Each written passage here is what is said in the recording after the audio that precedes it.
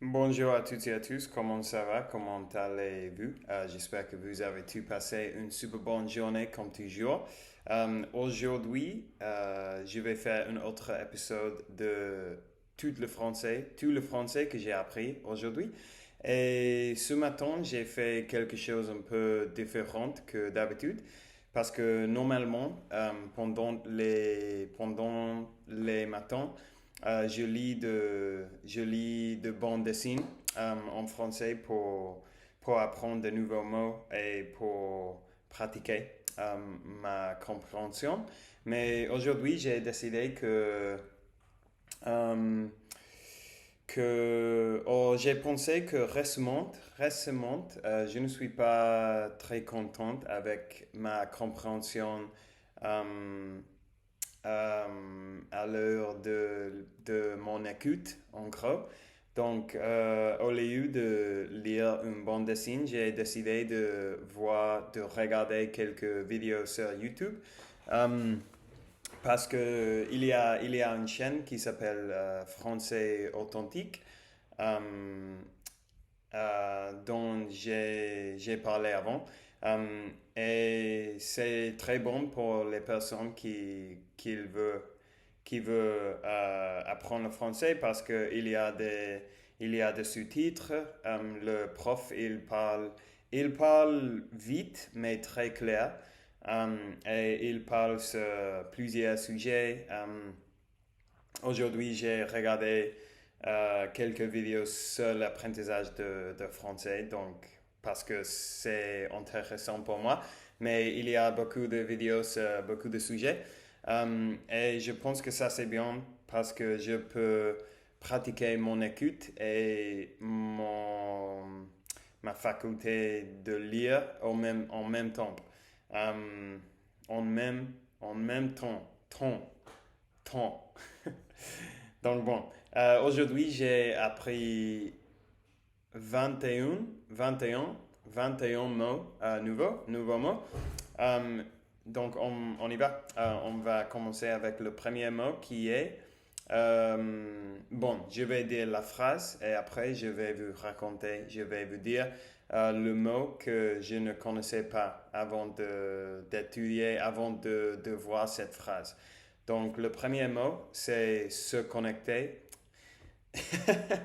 J'ai cassé mon propre règle immédiatement. La première phrase, c'est j'ai dû me connecter à beaucoup d'applications. Et le mot là était se connecter, qui en anglais c'est de login. En gros, c'est de entrer avec tes données, entrer avec tes données de euh, utiliseur et clave et clé, mot-clé pour entrer dans une appli. Et en fait, ce mot-là, j'ai appris parce que quelqu'un a fait un commentaire, a créé un commentaire dans ma vidéo d'hier. Donc, je vous remercie beaucoup, j'apprécie beaucoup. Donc, se connecter. La deuxième phrase, je veux transférer toutes mes données. Et données aussi est un mot que je le connaissais déjà, mais hier dans la vidéo, j'avais du mal à m'en souvenir. Donc, je me suis dit, bon, je vais créer une carte. euh, et comme ça, j'espère qu'à l'avenir, je vais pouvoir m'en souvenir mieux. La troisième, il fait sombre ici, parce que hier j'ai dit il fait noir ici, et je pense que c'est plus correct de dire il fait sombre ici. Euh, on peut trouver la bonne orthographe d'un mot dans un dictionnaire. Orthographe, c'est la façon écrit où on écrit un mot. L'ordre de la lettre, c'est l'orthographe de le mot. Euh, je n'ai jamais appris le chinois. chinois, c'est la langue de China. Mais je ne sais pas comment dire China en français. Une seconde. China.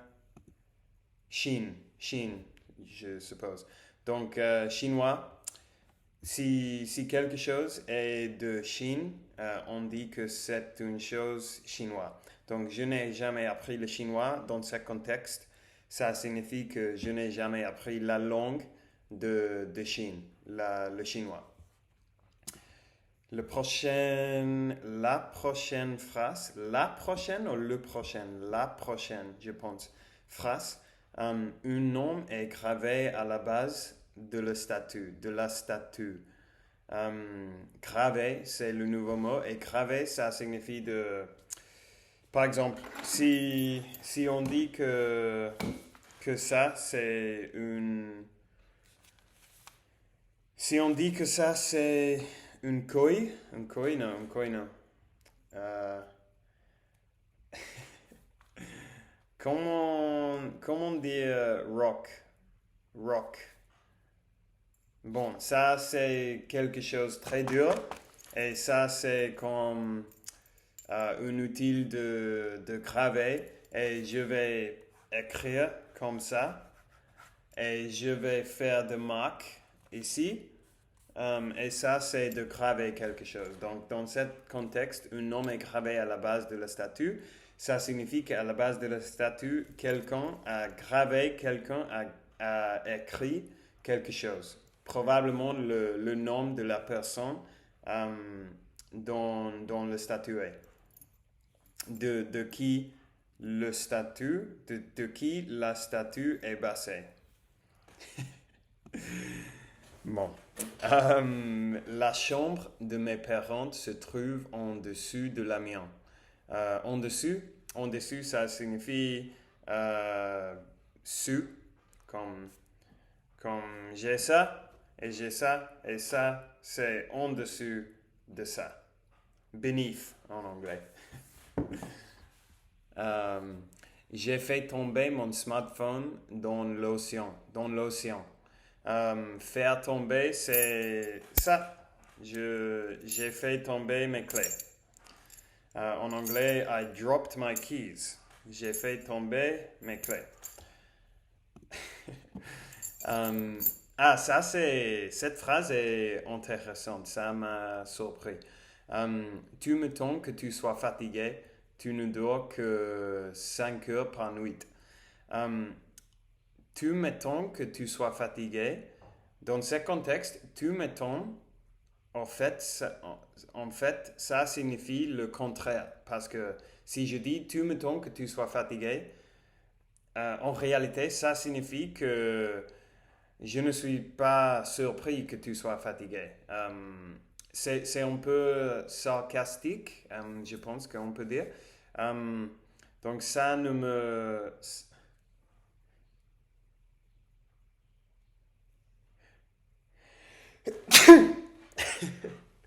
Pardon.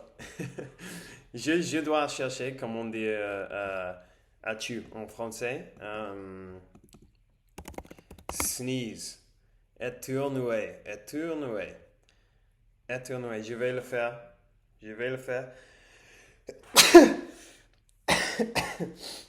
Une autre fois. Ah, bon. Ça, c'est parce que j'ai des allergies. J'ai beaucoup d'allergies et je n'ai pas encore pris, je n'ai pas encore mangé ma pilule de mes allergies aujourd'hui. Donc, tu m'étonnes que tu sois fatigué. Ça ne me surprend pas que tu sois fatigué. J'ai la pêche, je me sens très bien, je me sens plein d'énergie, plein de vie, j'ai la pêche. Et on peut dire aussi, j'ai la patate. Je pense que une pêche, en pêche, c'est une espèce de fruit. Et patate, c'est un légume. Et je n'ai pas aucune idée pourquoi on dit j'ai la patate et j'ai la pêche pour dire qu'on se sent bien, mais c'est comme ça.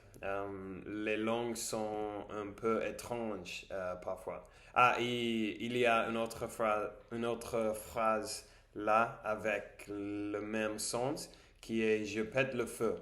Je pète le feu, je me sens très bien physiquement, je pense que ça signifie que ça que, que ça signifie ça. Ça signifie ça. Signifie ça. Je suis KO. Je suis KO. Je suis très fatigué. J'ai besoin de dormir. Je suis KO. J'ai fait plein de choses aujourd'hui et je suis KO. Et ça, c'est le même. Je suis HS. Je suis HS, je pense. Comme hors de service, je suis HS. Je suis HSC. J'ai besoin vraiment d'étudier les sons de les lettres et comment prononcer les lettres. Comment prononcer les lettres parce que je ne sais pas. La prochaine, ça me va bien ça me va bien cette coupe. Hein? Coupe, c'est coupe de cheveux. Donc, si je dis ça me va bien cette coupe, ça signifie que ma coupe, ma coupe a l'air cool, a l'air génial, a l'air sympa. Que je... I look good. Comment dire I look good? I look good. Que j'ai l'air en forme. Oh, j'ai bonne mine. J'ai bonne mine avec cette coupe. Je ne dis ça sur moi maintenant dans la réalité, mais dans cette phrase que j'ai vue, ça c'est le sens. Ça c'est le sens, ça c'est la signification. Pardon, je te dérange, je tombe mal. Non, au contraire, tu tombes à pic. Tomber mal est d'arriver arriver en mal temps, en mauvais temps. Et tomber à pic, c'est d'arriver en le bon moment, dans le bon moment. Désolé, j'ai pas eu le temps de répondre à ton message. J'étais à fond toute la semaine. Être à fond, ça signifie d'être très occupé, d'avoir plein de choses à faire. Donc pour ça, cette personne, dans ce contexte, il n'a pas répondu à le message de son ami parce qu'il était à fond toute la semaine.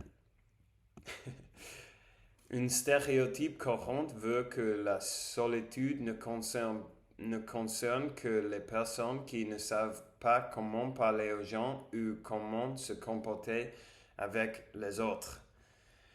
Ouf, c'est un bon mouthful, cette phrase. Il s'agit d'une mise en bouche, cette phrase. Bon, ça n'a pas de son, je pense.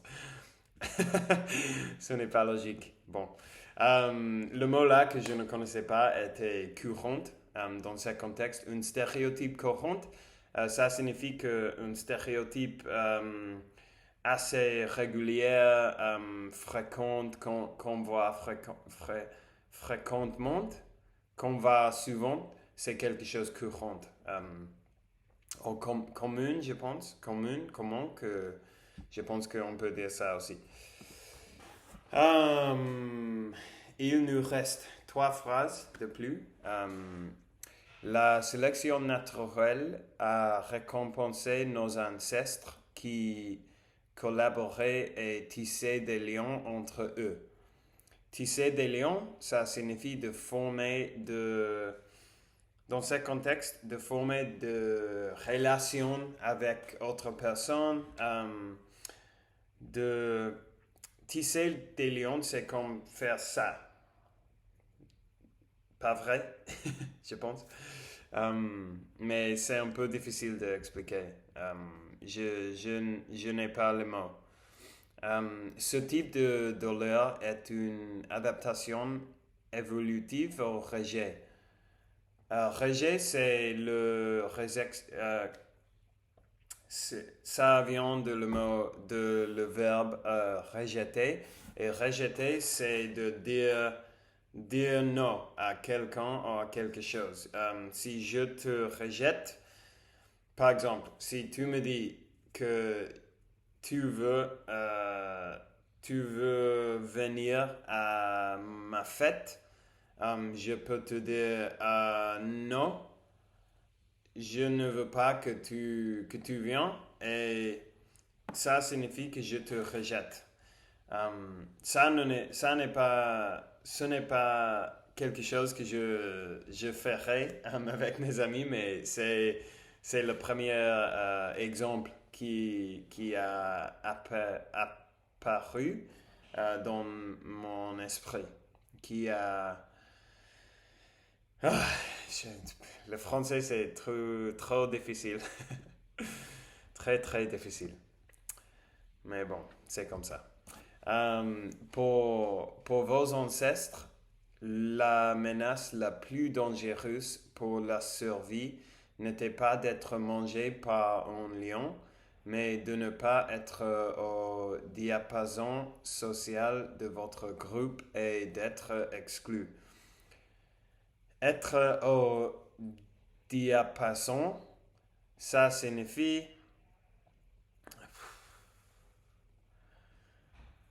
d'être synchronisé avec de l'autre gens. Je ne sais pas, je ne sais pas comment décrire le sens de ce mot. Je me rends avec cette phrase. Je sais que je le comprends, mais je sais pas, je ne peux pas le décrire. Pour vos ancêtres, la menace la plus dangereuse pour la survie n'était pas d'être mangé par un lion, mais de ne pas être au diapason social de votre groupe et d'être exclu. Je suppose que c'est comme être au diapason, ça signifie d'avoir de bonnes relations avec l'autre gens. J'espère que c'est logique ce que j'ai dit. Donc bon, ça y est pour aujourd'hui. Ils sont tous les mots que j'ai appris. Comme vous pouvez voir, il y a quelques mots difficiles, il y a quelques mots assez rares. Euh, et je ne sais pas, je ne sais pas comment je veux continuer à améliorer mon expression orale parce que j'ai remarqué que récemment, je pense que ça empire. Mais bon, c'est comme ça. Je suis là de toute façon euh, et je vais continuer d'être là et de parler avec vous. Donc, merci pour avoir regardé la vidéo. Je vous souhaite une très bonne soirée et on va se trouver demain pour une autre vidéo. Ciao, ciao, mes très chers amis.